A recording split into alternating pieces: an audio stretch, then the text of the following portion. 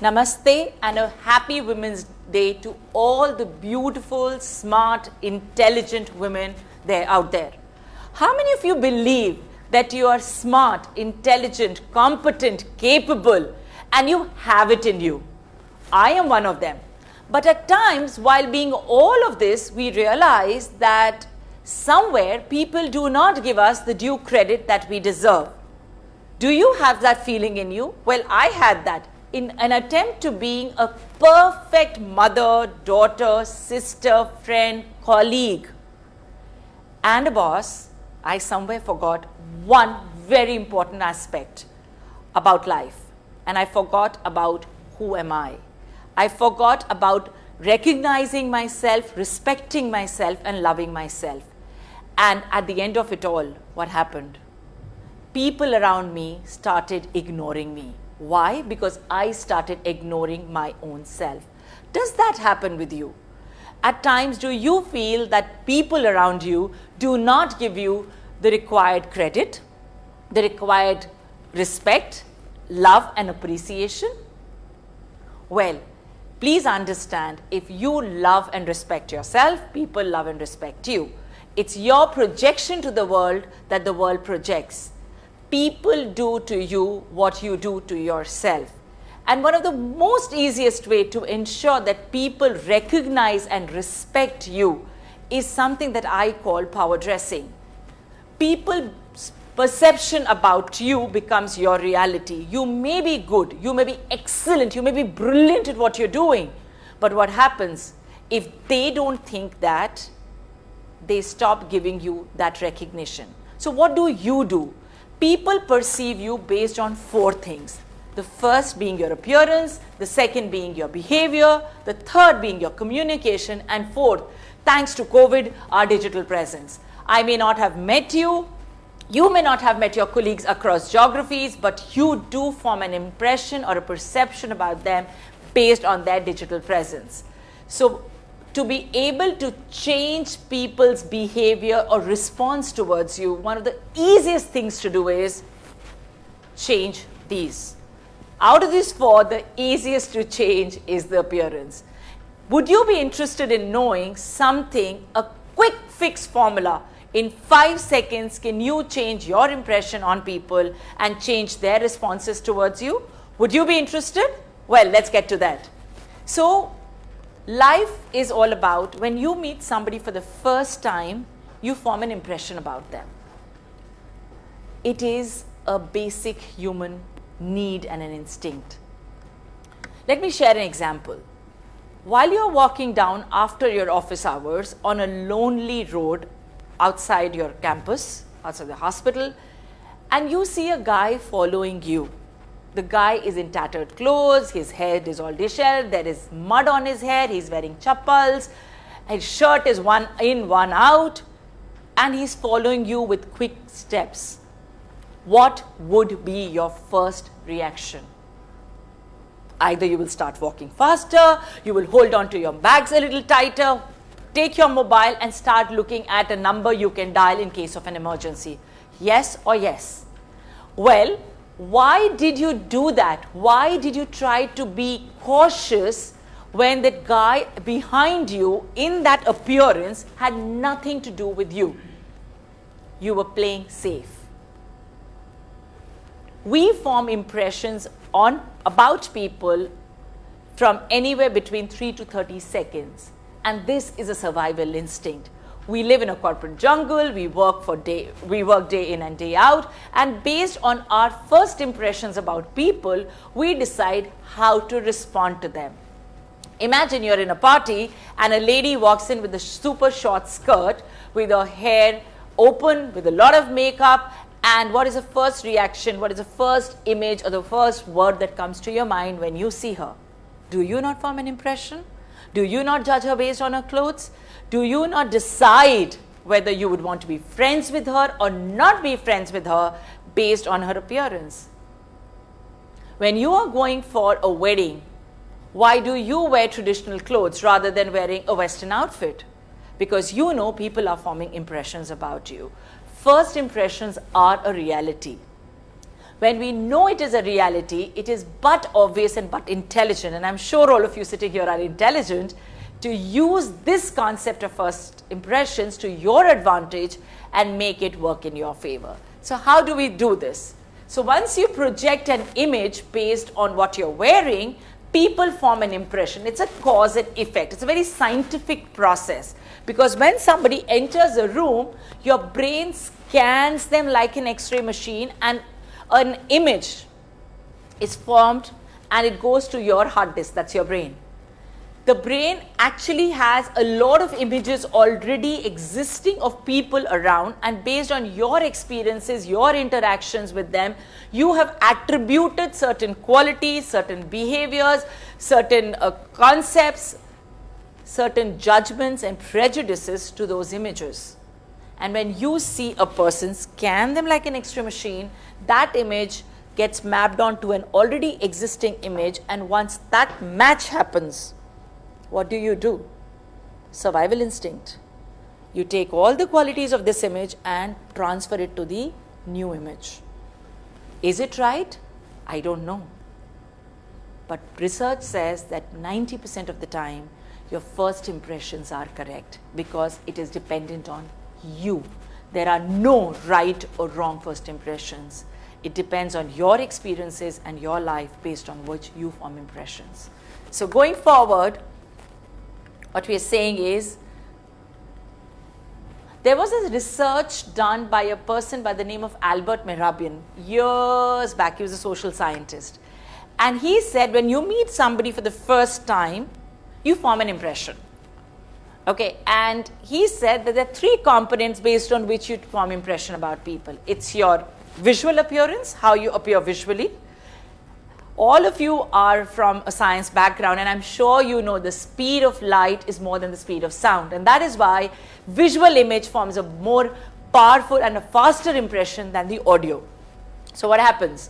When you see somebody for the first time, your image, your visual image forms an impression, your vocal image forms an impression, and only 7% of the total impression comes from the words that you have, which means that if you look at research, body language accounts for 55% of the impression, 38% is your tone, and only 7% are the words that you use, which typically means what you say is not that important.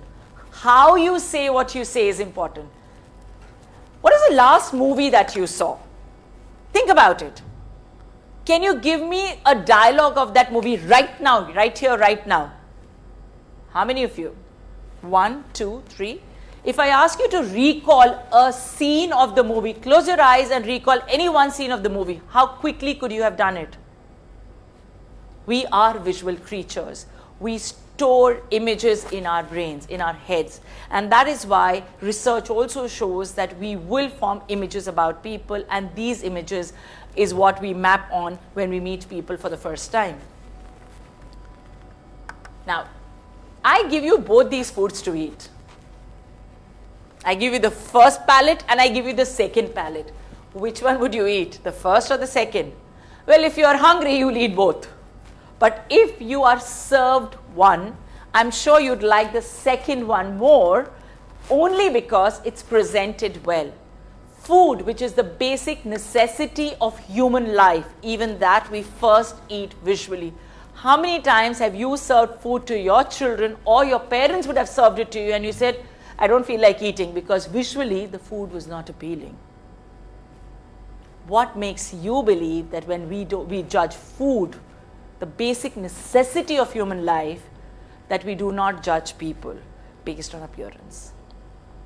What is the impression that you are leaving on people is now the question.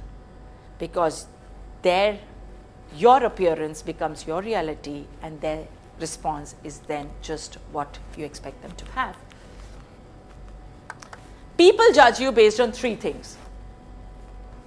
The first is your clothing, which includes your accessories. The second is your grooming, how well you're groomed, which includes how you've kept your nails, how you've kept your hair, how you've actually done, kept basic grooming is what we're talking about, and hygiene, of course. And the third is your body language. I stand here with my shoulders drooped and I stand like this and I say, hi, I'm Nandita.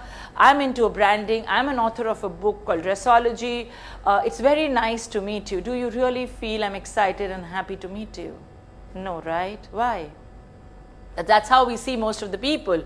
But when I stand on both my feet, have a smile on my face, well dressed, well groomed, and I look at you and say, hi, I'm Nandita, I'm an author of the book Dressology, the Science of Power Dressing, and I'm going to talk about power dressing to you. Does that make a difference? Yes, it does. The choice is in your hands. What body language, what grooming, what attire do you want to have if you want to be power dressed? And I'm sure each one of you wants to stand in your power. So let's move on. This is what I've been talking about since we started, and this is a very, very simple thing which says that it's a universal effect of image, and I'm talking about any image, okay? The way you think affects the way you feel, affects the way you act, and only then others react. I'll say it again. The way you think affects the way you feel, affects the way you act, and only then others react. What happens? So I think I am fat. I think I don't look beautiful because of what people have told me. I think I'm dark. I think I need to just put on my stomach, and when I stand, I have to stand with my stomach tucked in. I've been told, you're short. So what happens? Do I feel good about it? No. So what happens when I am talking to people and other people are tall, I feel uncomfortable, I stand out, I don't participate, I stay away. What happens? Do they interact with me? No. Take another example. When I am feeling that I don't look beautiful, when there are people around me, I will try to avoid conversations, I will try to not interact because everybody around I feel is looking good. I don't feel beautiful. I don't act confidently, and people will say, oh, she's not confident. They don't know what I'm thinking and feeling, but they only know how I'm behaving. If I feel good, I think I have it in me, I feel positive, what happens? When I meet others, I'm all smiles, I interact, I build relationships, and people say, oh, she's confident, she's nice, she's the go-to person, and we like such things. The day somebody tells you that you're looking good in a particular outfit, what happens to you? Do you not feel happy about it? And when you're feeling happy, how do you react? You go to others and say, hey, how are you? How are you? Hey, good afternoon, good afternoon. And what happens when somebody else says, you know what, this dress makes you look ugly, or this makes you look fat, or this makes you look short. Hey, what happened to you? You're looking as if you've just got up and come to work. What happens to you the whole day?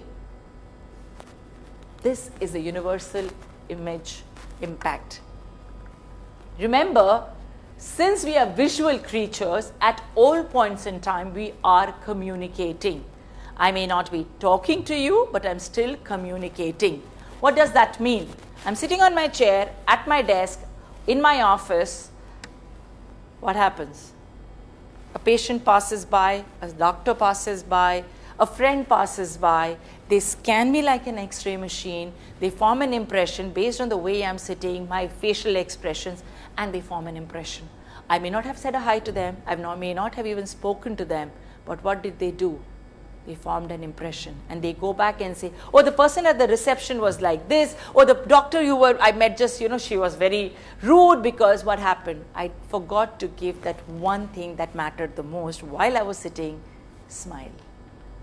So even when you're not talking, you are communicating through your body language, through your clothes.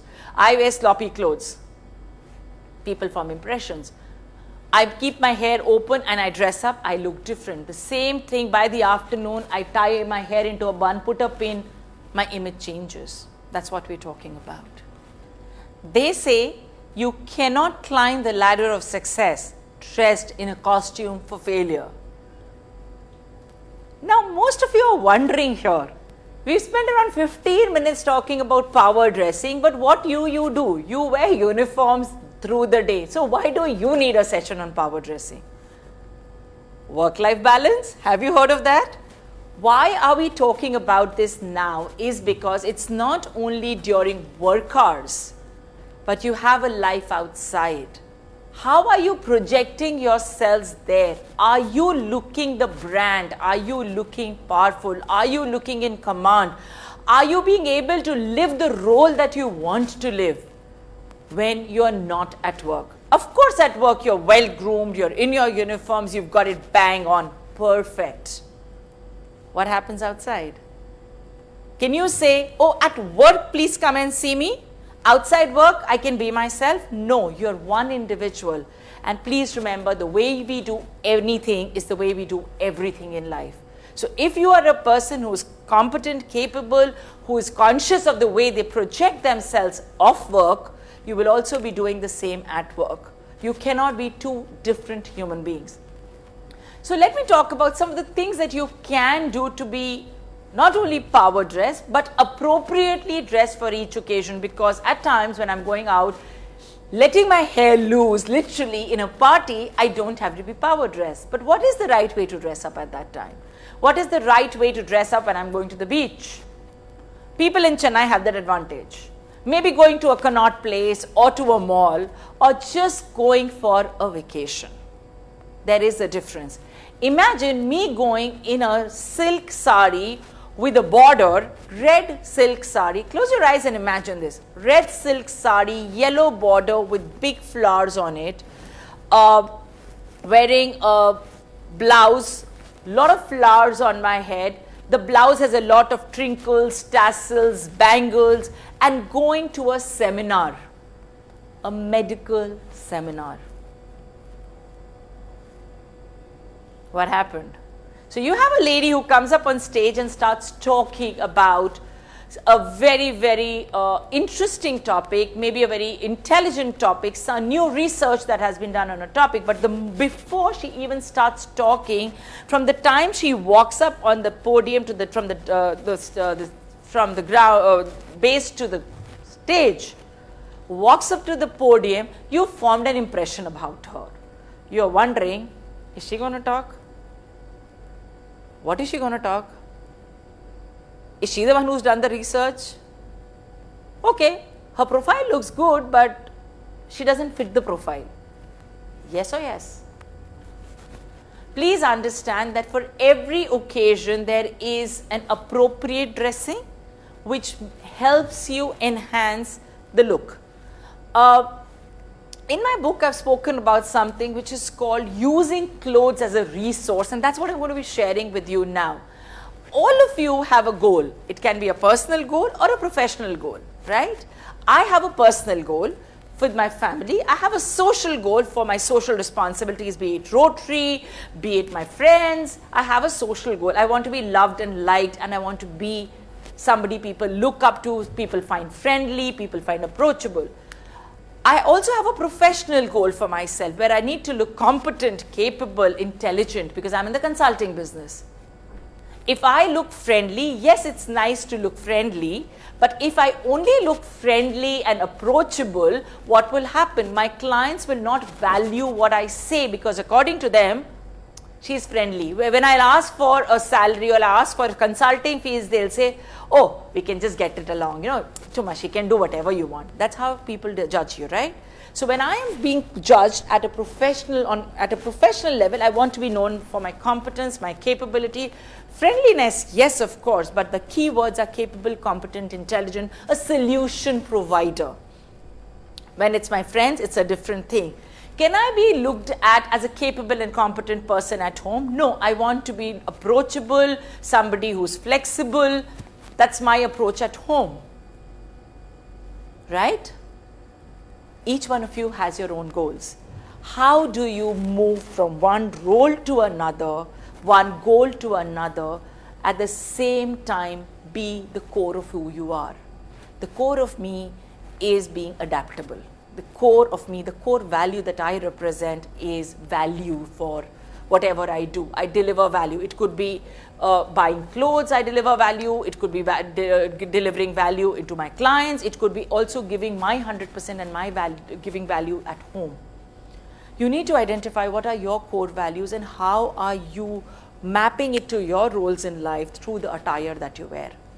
And trust me, clothes are just helping you reach that faster. So let's take an example of a very, very important thing. So there are 5 C's that you need to keep in mind while you're actually going out anywhere. Let's look at the first C, which is congruent. Now let me explain this. The word is congruent, and let me explain what congruent means, okay? So I'll tell you a story which happened with me some time back. My sister was getting married and I don't have a mother, so I was expected to do the Kanyadan. In the northern part of the country, somebody has to give away the daughter, a girl, and I was expected to do the Kanyadan, and my husband and I were supposed to do the ritual. Now in our community, in our culture, you need to wear a red sari to be able to do the Kanyadan. Personally, I hate the color red. I don't like it.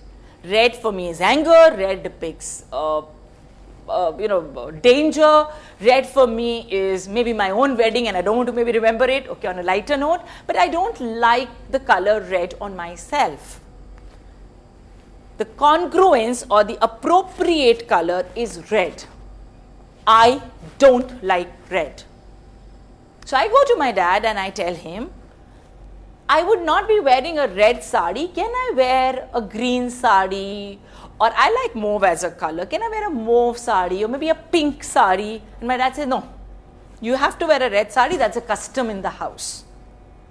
Okay, my dad is a very adamant guy, and I'm sure most of our dads are. So there is a conflict. Do I listen to my dad or do I wear a color which I'm not comfortable in? What would you choose? So I told my dad, listen, if you want me to do the Kanyadan, I will wear a pink. My dad says, if you want to be a part of this family, you will wear a red and do the Kanyadan. Because remember, if you don't do the Kanyadan, you're not my daughter. I'll have to ask somebody else. And the property goes to that person. I'm a smart woman. I don't want my dad's property to go to somebody else. So what do? Think. Now that is where the second C comes in, that is credible to self, is what I was talking about. Credible to self is what do you feel authentic in?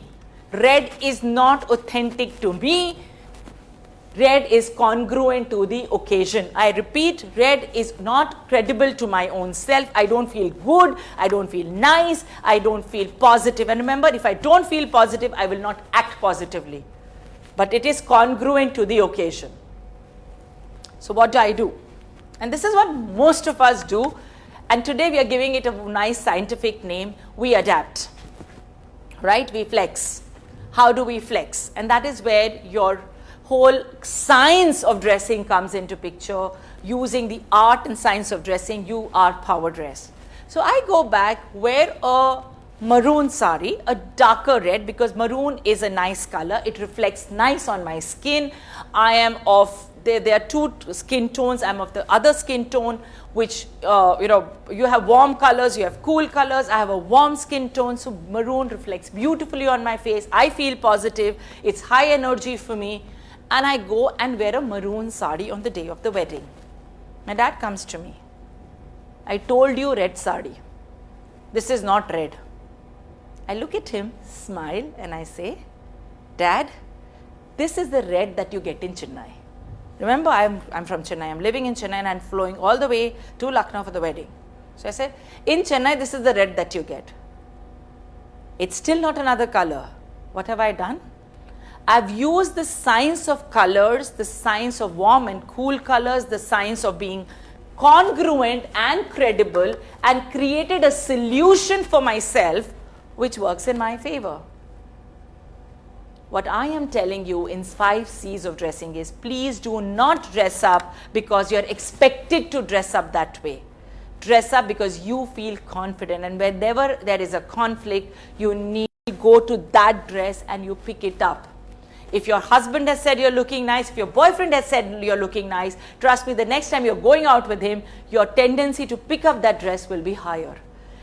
You picked up a very beautiful dress according to you in a sale or in an exhibition, and your friends tell you, "Dad, you don't look nice in this. Hey girl, what's wrong with you? You're looking very pulled down. It makes you look fat. It makes you look bulgy." What happens to that dress? It lies in your wardrobe for weeks, months, years, and you don't pick it up. Why? Because subconsciously you don't want to be looking ugly, bulgy, not attractive. Those clothes are called wardrobe orphans. I'll repeat, wardrobe orphans. They lie in your wardrobe in one corner like an orphan, but you don't wear them. And the last thing is, the last C that you need to be aware of while you're selecting your clothes is called cost effective. It's very nice to pick up clothes from a designer boutique. How many of you can afford a designer boutique for every dress, every occasion, every party, every friend's outing that you go for? If you can, I'll be very happy. I'm very, very happy for you. Trust me, I can't, and most of us can't. So what do? We do mix and match. We pick up clothes which are good fitting. We pick up clothes which are economical. Let me explain what does cost effective mean. And it's very important for us to choose clothes which are cost effective. You pick up a set of a white chudidar. You may invest in a higher amount, but that white chudidar you wear 10 times. The cost per wear goes down. That is what I'm talking about, cost effective. You pick up a sari for a wedding which is of 25,000 rupees and it lies in your wardrobe for the next 3 years as a wardrobe orphan. The cost effectiveness of that garment is not there. It's not about the cost of the garment, it's how effectively you use that garment. And you will see a lot of women today, when they get their wedding lehengas made, when they get another dupatta with it, they get another chunni with it, they get it done into something else. They'll make a lighter lehenga with a heavy dupatta so that they can reuse the garment. That is what we are talking about. Now, if you look at a lot of clothes lying in your wardrobe which you are not wearing, and all of us, trust me, have a lot of clothes which we don't wear, right? They will be following, they will not be going in accordance to one of the C's, because of which they're just lying as orphans there. Think about it. I have a cupboard full of clothes, lots of clothes, but I don't wear them because either they don't look comfortable, I don't feel comfortable wearing those clothes. I maybe having a skirt which I feel is oversized, or it's too short, a baggy pant. It's just lying as an orphan. I may not be looking, the clothes I've picked up because somebody's gifted it to me and I don't feel it's not me. Certain clothes you say, oh, it's not like me. They may not be congruent to the occasions. I may not look classy or charming, or they may not be cost effective. These are some of the reasons why, even though we have thousands of clothes, we always have a problem. I don't have anything to wear problem. So when you choose your clothes for any occasion going forward, write down mentally, make a note mentally, are they following the 5 C's? And if they are, bang on, you've hit the target. You have met your goal for going to that occasion, and you've been able to build relationships. You have been able to get what you wanted from that meeting. 5 C's is the key mantra. Let's go a little deeper into this, okay, of power dressing. So let me share something that happened a couple of months back to one of my very close friends.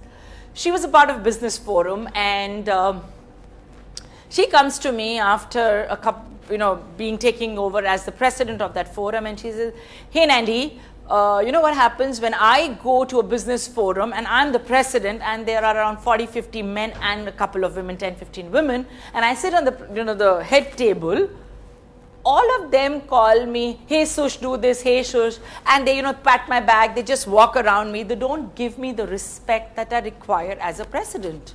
It's like, okay. And she said, they just take me for a ride, they take me for granted. When I'm saying, guys, don't talk, they will keep murmuring, and I have to keep banging the gong or keep ringing a bell. I don't feel empowered even though I'm sitting on the chair of a president. I asked her a very simple question. A couple of things, how do you interact with them? And then I said, okay, why don't I come for one of your meetings and see what's happening? I enter the meeting. Now my friend is a pretty looking girl, okay? Sushmita is wearing a yellow color chiffon sari for a business meeting with a very smart lace and chiffon blouse. It has tassels on the back. It is a full sleeves netted blouse. Chiffon sleeves, lace blouse with tassels. She's got her hair open and she's got stilettos, and she walks into a business meeting looking extremely attractive, extremely beautiful, a head turner if I may say. And she sits on that table and she's got a beautiful smile and she's smiling at everybody and saying, hey, how are you? How is this? How is that? Da, da, da, da, da, all that going on. Now, please understand, she's smart, she's elegant, she's wearing a sari, which is a business attire. She's wearing a lemon yellow color, which may not be a business attire color, but that's a preference, okay? Color preferences, you can't say right or wrong. Why is she not able to demand the command that she has? I walk into the same meeting as a consultant, as a friend. I'm wearing a business suit, something similar, a blue skirt, and I'm wearing a light pink shirt, and I'm wearing the same jacket. Okay? People ask me, so what do you do? Oh, you're a consultant. And when I asked them, a couple of them, I was talking to them and I was interacting, and they said, oh, you know what, we would love to take your consulting services, but you know, somewhere we feel you're very expensive, we'll not be able to afford you. And I said, what makes you feel that I am expensive? What makes you feel that I'm going to charge on the higher side? Somewhere when I was talking to them, I came across, because of my attire looked expensive, there was a certain class, there was a certain authority that I was bringing in, which my friend wasn't. Trust me, her sari itself was at least 5 times the cost of my entire attire. But I was looking more powerful, more in command. Why this difference? Let me go back and talk about the basic science behind this so that you understand and you don't make that mistake no matter where you are and what you do. So, from the 5 C's, we come to the 4 levels of dressing. The first, let me take the pink sari. This is what my friend or most of us do when we go out for business meetings or any meetings. This is a very casual kind of an attire. Yes, it is a sari. Yes, it is formal, but it is more of casual things. So, chiffons, georgette, crepes, net saris fall into this category. The second category you will see are the silk saris, right? Now, the difference is not the fabric alone. If you look at the first thing, she's wearing a blouse which is a round blouse, which most of us wear, deep necks, round necks, whatever necks, okay? Let me equate it to a blazer, and that is where the difference comes in. When you look at science, men in blazer or women in blazer look more authoritative. Look at me right now, I'm looking more commanding and controlling because of the blazer that I'm wearing. I'm still wearing a skirt suit, but I'm looking a little more casual, more approachable. Imagine if I was wearing a t-shirt on this skirt, it would have been even more casual. So what happens when though we are wearing a sari, but the blouse is a very casual blouse, the entire attire makes me look very casual. The second is a formal sari, again a silk sari, which you see most of the people in your organization or most of the hospitals and offices wearing, but they're wearing a blouse which is a collared blouse. Now, collar can be a Chinese collar, it could be a normal collar, and I'm going to show you a few examples of collars also. So, when you wear a collared blouse, and you'll see a lot of people today moving to collared blouses, it looks little more authoritative, little more commanding, it looks more in power. The third is the blazer you wear, a jacket. It could be a Nehru jacket. It doesn't have to be a Western jacket. It can be any contrast jacket. It would be a sleeveless jacket. But whenever you add a third layer to your garment, it makes you look more commanding. Now, the fourth one is typically not possible, but you know, when we do research, this is one component which was there. So, I'd just like to show this image to you. In this, the color of the sari and the fabric of the sari is the same as the fabric of the jacket. Now, trust me, all of us cannot get that done. So, just ignore this. But out of the 3, if a lady walks into a room with one of the 3, which one would you think is more commanding? Which one do you think is in more power? Which one do you think is more authoritative? Certainly the green sari with the jacket, right? Taking the example of my friend, the yellow chiffon sari. Very nice sari, but it looks very casual. the message that is coming across. Remember I said clothes are a resource. The message that is coming across is, I'm casual, I'm easygoing, I don't mean business, I am not authoritative. And when you send that message across, how do people react? They do not take you as authoritative. They take you easygoing, casual, fun-loving, there to just have enjoy your life. And then we go back and say, hey, nobody takes me seriously. It's because I did not send that message across through my attire. 55% of the communication was happening through my facial expression, and if I add clothes to it, 83% of any communication happens through facial expressions and attire, which is your visual communication. So this is what I was talking about in the levels of dressing. It is applicable to salwars also. You've seen women wearing these, you wear it to so many parties when you go out with friends. It's not wrong dressing. Please understand, the red kurta is not wrong dressing. It's not appropriate for a power dressing. It is not appropriate for a business attire or a business meeting.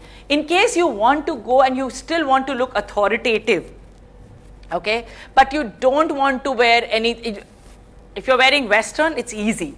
If you're not wearing Western, you want to look authoritative, wear a collared kurta. Wear kurtas which are less print. Understand, anything which is more plain, anything which is a thicker fabric, cotton, silk, linen, any natural fabric is more authoritative, looks more commanding. Anything which is flowy, synthetic is always less casual. It's, lesser casual. So your georgettes, crepes, net, all that is more casual. So if you want to give a casual look to something, wear that. Even for scarves, everything you talk about fabric in terms of your blouse fabric, your shirt fabric, your scarf fabric, your kurta fabric, anytime you want to look more commanding, wear natural fabric.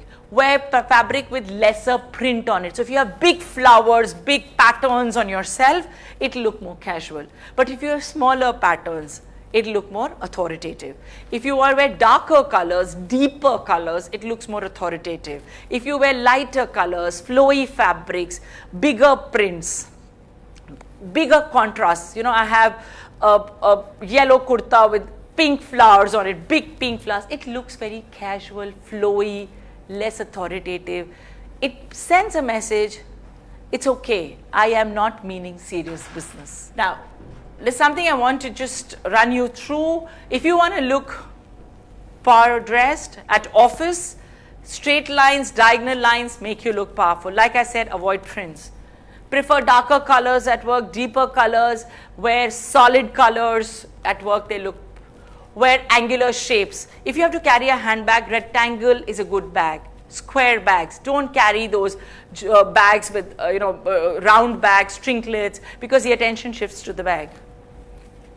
Fabric which is not transparent but is natural breathing is always more preferable for office wear. Keep those things in mind. Texture, medium texture. Pattern should be small to medium. Like I said, do not wear large patterns. So we've looked at how we can be power dressed, stand in our power through the attire that we've been wearing. If you remember when I said there are 3 components to dressing, one of them was attire, including accessories. So let's get to the second part of it, which is accessories.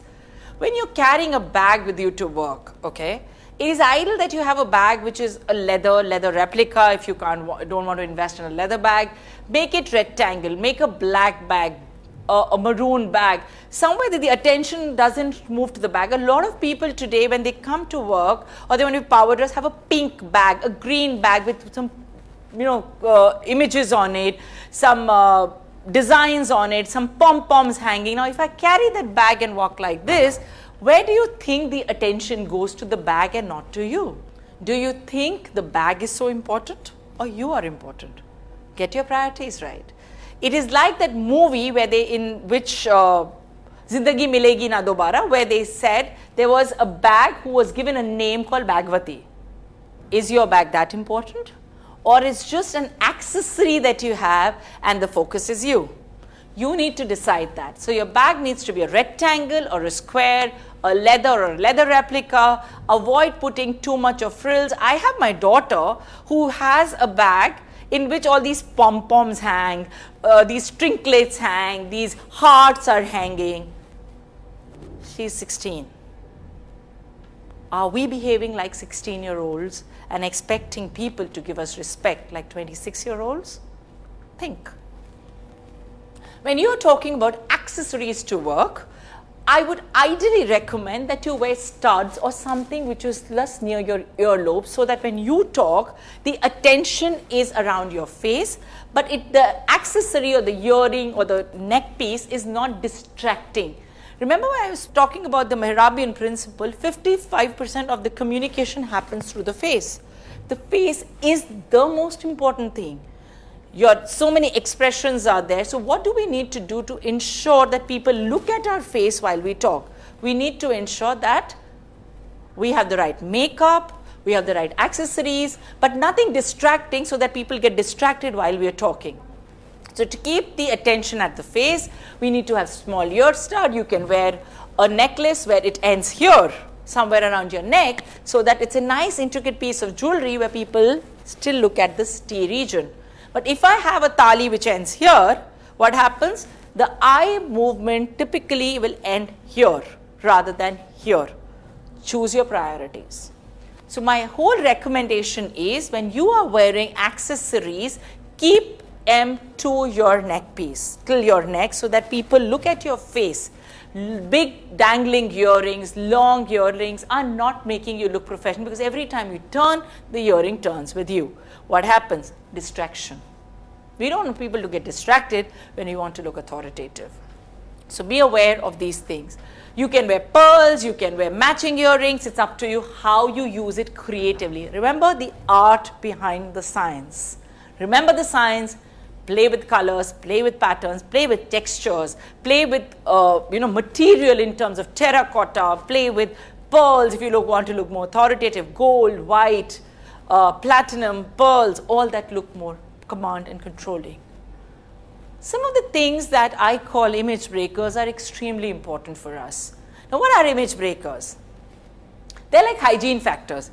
You do it right, nobody will observe. You don't do it, people will say, you know something, she did this. Oh, you know what, the way she does this is like this. So please be aware that image breakers are things that will break your image if you don't do it. You do it right, it's a given. It's like basic hygiene. So what are some of the image breakers that I want you to be aware of? One is chipped nails, nail paint. A lot of us, because of our daily stress, running around from work to family to kids to socializing to I forget that I need to look at myself. Pause, breathe, and look at my own self. And at times, while being in the kitchen and handling stuff, we have nails which are half painted. It's nice to have painted nails or a coat of paint, but in your profession, you need to take a call how good or bad it is. It's okay to have non-painted nails, but painted nails which are half painted are a big no-no for professional environment. So I have nail paint which is only half. I prefer I don't prefer long nails, but if you have longer nails, please ensure that they are trimmed and manicured properly, because bad nails, broken nails, torn nails, yellow nails are something which are a big put off to anybody. Because when you talk, most women use a lot of gestures. So the nail is something which automatically catches the eye. And you need to ensure you have well-groomed, manicured hands. You don't have to go to a parlor every time. Manicure is something you can do at home. Scrub your hand, ensure that they are neat and clean. That's good enough. The second thing I talk about is loud makeup. I'll see a lot of people using loud makeup. Now, it's nice to have some makeup on you, and please understand it is important to have a focal point. It could be through a bindi, it could be through your earrings, it could be through your neck piece. Because imagine you're wearing nice bright colors and your face is dull. No kajal, no lipstick, no lip gloss. And when I look at you, your face is so dull. You start looking dull towards the end of the day, and what happens? I will not look at your face while I'm talking to you because it's very dull, it's not very nice. Of course, smile works, but you can apply little makeup, but you don't have to put a dark lipstick, eyeshadow and a liner, no. For work, just have one focal point. You can put kajal if you like, you can have a liner if you're dressing up, you can put a light lipstick, play with the colors and have one focal point. The third thing that I would recommend for all of you is have appropriate inner garments. Most of us wear the best of clothes, but if our inner garments are not correct, we look sloppy. That's the only word I'll use. And please ensure that you go and invest in good inner garments, because that is important. Health-wise also, and even in terms of aesthetics and looking good. So go and invest. Go if you do not know the right sizes of your inner garments, and trust me, there was a research done which said 80% of Indian women do not wear the right size of inner garments. So you need to go to a store, get the size right, and then start wearing them. Another thing which is a put off for people is unruly hair. Now I know I am giving a presentation. If I keep touching my hair, it doesn't look nice. Yes, in your office environment or in a hospital, you may not be opening your hair, but otherwise, if you leave your hair open, ensure that it doesn't look unruly. It needs, or you keep touching your hair, which makes you look not very professional, is what I would say. The another important thing is sweaty power or body odor. You may not realize you have a body odor. The person sitting next to you certainly does. And when you have people not wanting to sit next to you in conferences, in meetings, you know where it's coming from. Either you have a bad body odor or a bad oral. Both of them, as doctors, as people from the medical fraternity, I know how you can handle it, but please be aware and be conscious of the fact that you can have body odor, and how do you actually take care of that. Another big put off, though you're very well dressed, is yellow teeth. So please ensure that your teeth are sparkling. I'm not saying go for a dental cleanup every week, but please ensure that you do take care of your teeth. There's nothing sticking on your teeth while you're talking. Those are some big put offs when you're actually going out and meeting people. Another one is cracked heels. Again, it's a very small thing, but if I look at your heels and they're cracked, it just shows that you cut corners, you're not very well groomed. It talks about you're not taking care of yourselves, and if you can put things which are not seen under the carpet, you're that kind of a person, because heels are not normally seen, so you don't take care of it. Love yourself, take care of yourself is what I would like to say here. Okay, so some of the things that you can do. Also, one thing I would recommend all of you, avoid using strong perfumes, because there can be allergies. We work in environments which have air conditioners. People can have allergies to strong smells. Use a deodorant, but be very careful if it's not a very strong perfume or a deodorant, and avoid using oil on your hair too much, because again, in a closed environment, all these things matter and they don't look professional. So that is all from my side. Some of the things that you can do, cannot do to ensure that you look the part, you look commanding, you look in control, you stand in your power, and you decide what is it that you want. Thank you so much, and have a lovely, lovely, lovely life ahead. Thank you.